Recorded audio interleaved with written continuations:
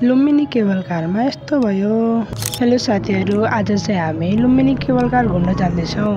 Cable कारमा यो मेरो पहिलो अनुभव हो, त्यसैले यो अनुभव एकदमै रोचक पनि हुनेछ। टिकट काटेर भित्र गइसकेपछि हामी चाहिँ यहाँ केबल कारको वेट गरिरहेका छौँ। यसरी लाइनमा लागेर अब चाहिँ हामी केबल कारमा बसेर सरर माथि डाँडामा जाँदैछौँ। यहाँबाट सिद्धबाबा मन्दिर पनि देखिने रहेछ। यहाँबाट माथि जान चाहिँ 10 मिनेट लाग्ने रहेछ। केबल कारबाट देखिने यो बुटोल बजारको दृश्य एकदमै रोमाञ्चक र मनमोहक छ। फाइनल्ली हामी चाहिँ माथि पुगिसकेका छौँ। अब चाहिँ हामी यहाँ रहेको भ्यू पोइन्टबाट यहाँ बुटोल बजारको दृश्य अवलोकन गर्नेछौँ। यहाँ हेर्न सक्नुहुन्छ बुटोल बजारको दृश्य।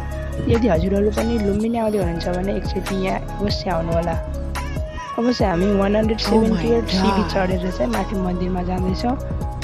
सबैजना एकदमै गर्मीले थाक्नु भएको छ, साथै म पनि एकदमै थाकेको छु होइन।